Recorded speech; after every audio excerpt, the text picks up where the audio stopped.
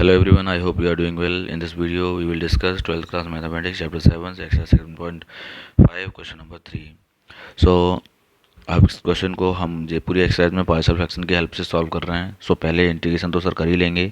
इससे पहले हमें क्या करना होगा, इसको पार्शियल फ्रैक्शन में ब्रेक करना होगा. पार्शियल फ्रैक्शन में किस तरीके से ब्रेक करेंगे, उसके लिए हमने आपको बताया है कि ये दे रखा है 3x - 1 upon x minus 1, x minus 2, x minus 3 is equals to a upon x minus 1 plus b x minus 2 plus c x minus 3.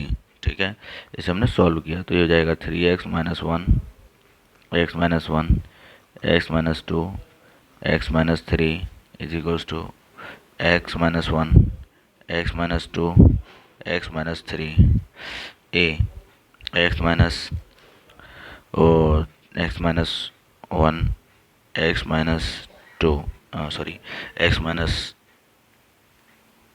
क्योंकि जब हम एलसीएम लेंगे तो ये x minus 1 तो कट जाएगा, x minus 2 और x minus 3 रह जाएगा प्लस b. अब यहाँ पर बनेगा x minus 1 and x minus 3. Again plus लगाएंगे c x minus 1 and x minus 2. ठीक है, अभी आप क्या करेंगे सर, यहाँ पर जो डिनोमिनेटर में वैल्यू है ये टोटल कट गई. ठीक है, अब इसके बाद हम क्या करने वाले हैं, देखो यहाँ आ जाएगा हमारा 3x - 1.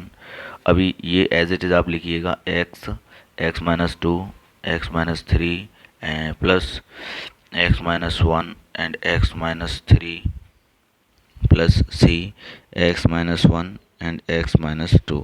ये हमने नोट कर लिया. भाई अब आपको करना क्या है भाई, इस क्वेश्चन में आप ये देखेंगे कि सर या तो हम जो बन रहा है x minus 2 x minus 3 का मल्टीप्लाई करें फिर कोफिशिएंट का सॉल्व करें. लेकिन इसमें भी और आसान चीज़ें क्या हो सकती हैं, बहुत ध्यान से समझिएगा.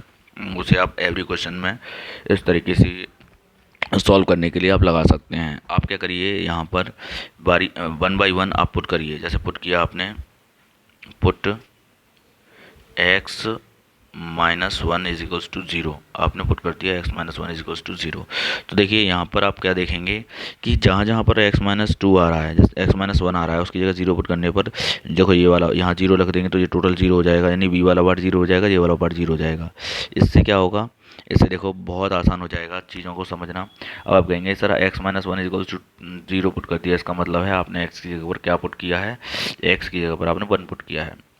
पुट करिए. अब हम इसे अल्फ़ा कंसीडर करेंगे, इसको करेंगे अल्फ़ा कंसीडर और इसे कहेंगे इक्वेशन 1. ठीक है, हमने पुट कर दिया, put x minus 1 in equation 1 इन ऐसे समझिए और डालो इन इक्वेशन 1 में हमने पुट किया. ठीक है, हो जाएगा 3 × 1 - 1 is equals to 1 × 1 minus 2 and 1 minus 3 plus b into 0 हो गया प्लस c इंटू 0 हो गया, क्योंकि यहाँ 0 रखने पर ये टोटल 0 हो जाएगा.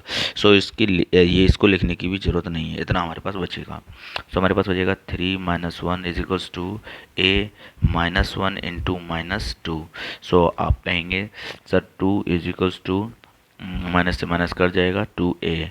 a का वैल्यू हमारे पास क्या आ जाएगा 1. a का वैल्यू 1 आ गया. अभी हम 1 by 1 सब अब पुट करेंगे. अब हम क्या पुट करेंगे भाई, जैसे सर x - 1 पुट किया था वैसे ही पुट करेंगे. Put x - 2 is equals to 0 और x इज इक्वल्स टू 2.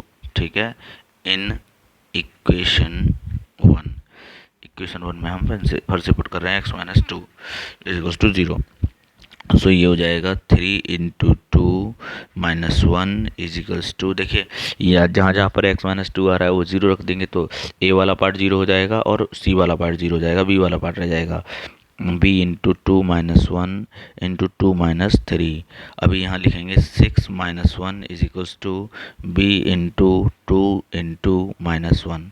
ये हो जाएगा हमारे पास. अब जब हम सॉल्व करेंगे तो देखो b - 2 पुट करेंगे तो हमारा बनेगा 1.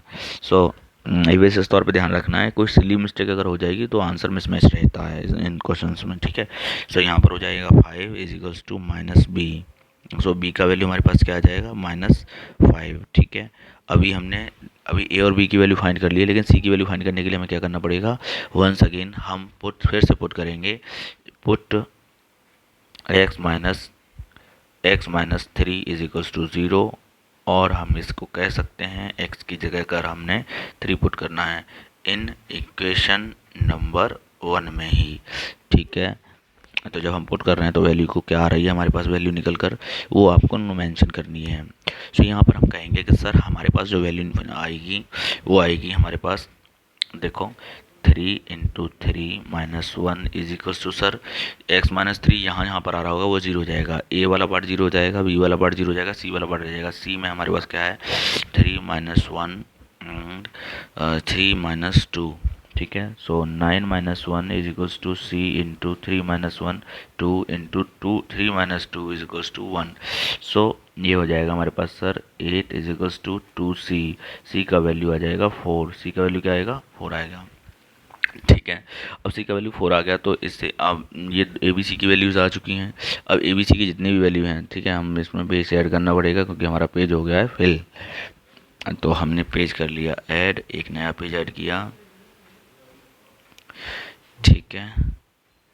अब इस पेज पर हमारी शुरुआत होगी, ठीक है। आओ, सो अब हम यहाँ पर कहेंगे कि सर जी हमारे पास ए बी सी की जो वैल्यू आई हैं, ए का वैल्यू आया है, इन सब वैल्यू को पुट कर देंगे, value of A, B and C put in alpha में पुट कर रहे हैं। सो अल्फ़ा हमारे पास क्या था a upon x minus one plus B upon x minus two plus C upon x minus three. Check करो, देखो यही था x minus A x minus B x minus C, ठीक है। A x minus A 1 x minus 2 x minus 3, यही alpha था, ठीक है। अब हम यहाँ पर पुट करेंगे, तो देखिए वो ए की वैल्यू कितनी है 1, so 1 upon x minus 1 plus B की वैल्यू कितना है, बी का वैल्यू देखिए, बी का वैल्यू -5, सो ये हमारा हो जाएगा -5 माइनस मैंने आगे कर दिया, प्लस माइनस माइनस हो गया एक्स माइनस 2 प्लस सी का वैल्यू कितना है 4, तो 4 अपॉन एक्स माइनस 3। अब यहाँ पर हम क्या करेंगे इंटीग्रेशन कर दीजिए बस। जब सर इंटीग्रेशन करेंगे ना तो इसका सबका होगा इंटीग्रेशन, जैसे x upon 1 minus x x 1 upon x minus 1 -5 बाहर आ जाएगा, integration 1 upon x minus 2 and D x plus 4 बाहर, integration 1 upon x minus 3 D x. अभी आप इसे नोट डाउन करेंगे तो सर क्या आएगा, ये हो जाएगा log x minus 1 and -5 log x minus 2 plus 4 log x minus 3 plus C, ये हमारा इंटीग्रेशन हो गया। अगर हम इसे और कन्वर्ट करना चाहें तो और भी हम इसे सॉल्व कर सकते हैं। सर ये हो जाएगा लॉग एक्स माइनस 1 माइनस ये जो पावर है, ये जो 5 है ये पावर में चला जाएगा, x minus 2 to the power 5 plus sir ये हो जाएगा log x minus 3 to the power 4 plus C. अब देखो जो वैल्यू प्लस में है वो मल्टीप्लाई में, जो माइनस में वो डिवाइड में चली जाएगी, तो हम इसे जैसे लिख सकते हैं लॉग एक्स माइनस 1 इंटू में एक्स माइनस 3 की पावर 4, जो माइनस में है वो पावर में चली जाएगी, x minus 2 to the power 5 plus C. ये हमारे सवाल का क्या हो जाएगा, आंसर हो जाएगा। सो इस क्वेश्चन को बहुत अच्छे से ध्यान से देखिएगा, एक बार समझ में आराम से वीडियो को पोस्ट करते हुए हर एवरी स्टेप को चेक करिएगा कि आपने सही किया है नहीं, ठीक है। तो माय डियर फ्रेंड, अगर आप चाहते हैं इस वीडियो की पीडीएफ, तो इस पूरी एक्सरसाइज के बाद सारे क्वेश्चंस की पीडीएफ आपको हमारे टेलीग्राम चैनल पर मिल जाएगी। उसके लिए हमारा लिंक बायो में पड़ा हुआ है, उसे जाके आप चेक कर सकते हैं। मिलते हैं नेक्स्ट में, जब तक के लिए बाय बाय, टेक केयर।